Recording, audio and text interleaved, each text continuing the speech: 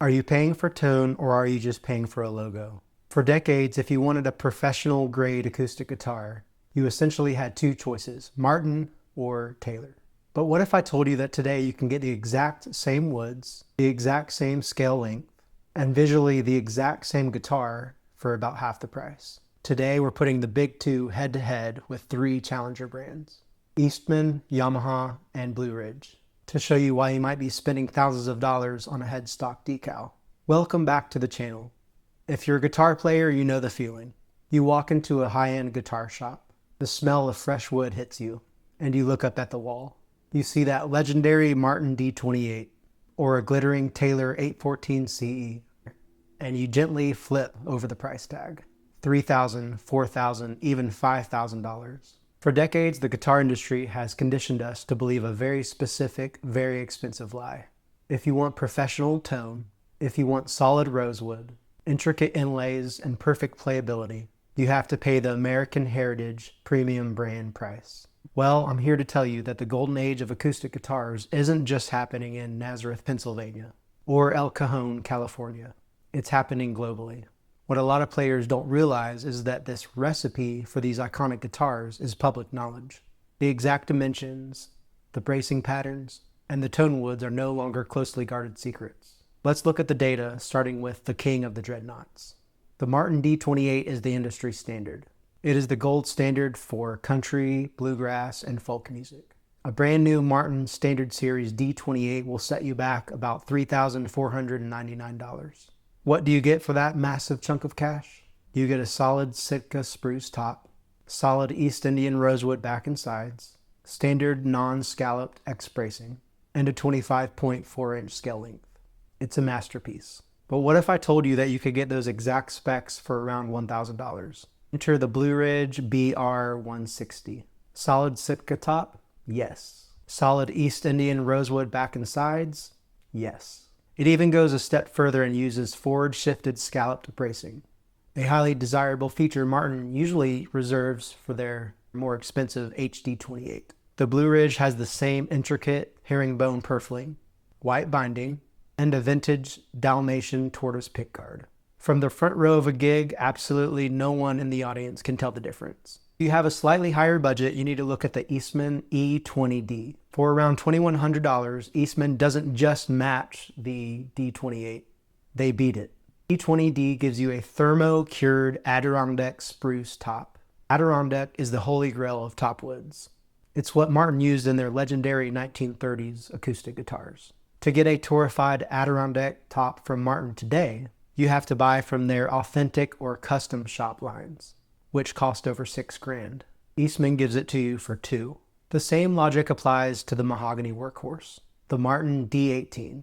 It's priced around $2,800. For $1,699, you can buy a Yamaha FG5 red label, handcrafted by master luthiers in Japan. It features Yamaha's ARE torrefied top, solid African mahogany, and a bone nut and saddle. Blind test after blind test shows players picking up the Yamaha FG5 over the D18 because of its massive low-end punch and perfectly aged vintage tone. You're saving over $1,000 and getting a guitar that sounds 50 years old right out of the case. And if we're talking about the vintage mahogany sound for fingerpickers, look at the Martin 00018. It features a solid Sitka spruce top, solid mahogany back and sides, and a shorter 24.9-inch scale length for easier string bending. It costs about $2,800. Compare that to the Blueridge BR143. Blueridge specifically targets the pre-war vintage aesthetic. The BR143 gives you a solid Sitka spruce top, solid mahogany back and sides, and an incredibly similar vintage neck profile. From 5 feet away with its vintage style toners and open back tuners, the audience cannot tell the difference. The price? Under $1,000. Okay, so maybe you aren't a traditional flat picker. Maybe you don't care about pre-war specs. You want a modern, perfectly balanced, cutaway acoustic for the stage and studio. That brings us to Taylor guitars. Their flagship is the Grand Auditorium 814 CE. It is absolutely stunning, featuring a solid Sitka spruce top, rosewood back and sides, maple binding, and their proprietary V-Class bracing. The price? a whopping $4,000. Let me introduce you to the Yamaha AC5R. Made in Japan, it features a solid torrefied Sitka spruce top, solid rosewood back and sides, a comfortable concert cutaway body, and real mahogany binding. It includes Yamaha's incredible SRT2 electronics, which blend under-saddle piezo sounds with high-end microphone modeling to make it sound like it's mic'd up in $1 million studio. The scale length is almost identical to the Taylor. The nut width is virtually the same. The price? Under $1,800. You are keeping $2,200 in your pocket. Or look at the Eastman AC422CE. Eastman literally cloned the exact physical dimensions of the Taylor Grand Auditorium shape. You get the same physical air volume inside the guitar, the same ergonomics, and beautiful solid woods for right around $1,150.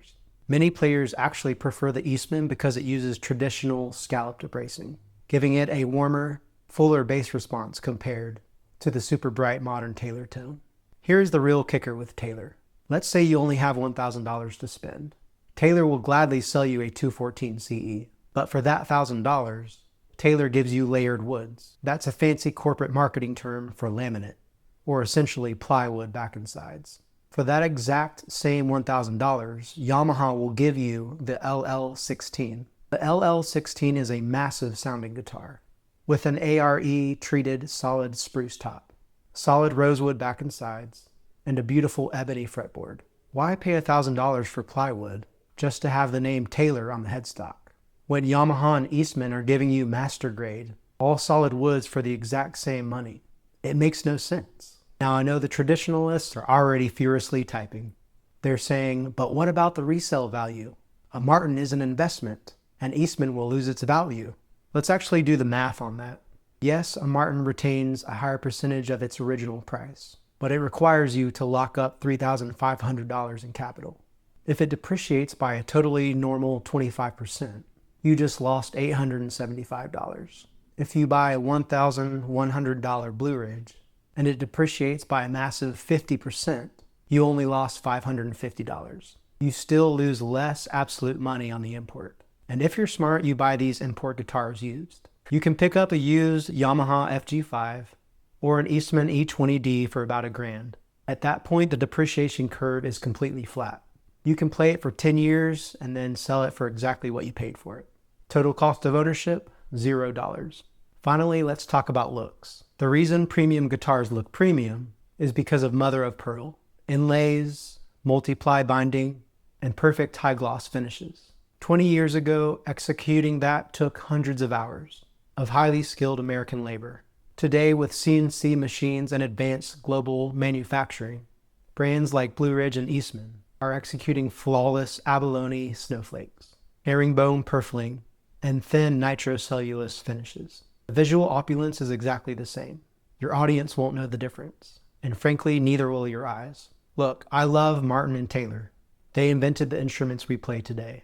They are phenomenal companies. If you have unlimited funds and you want to buy a piece of American history to pass down to your kids, buy a Martin or a Taylor.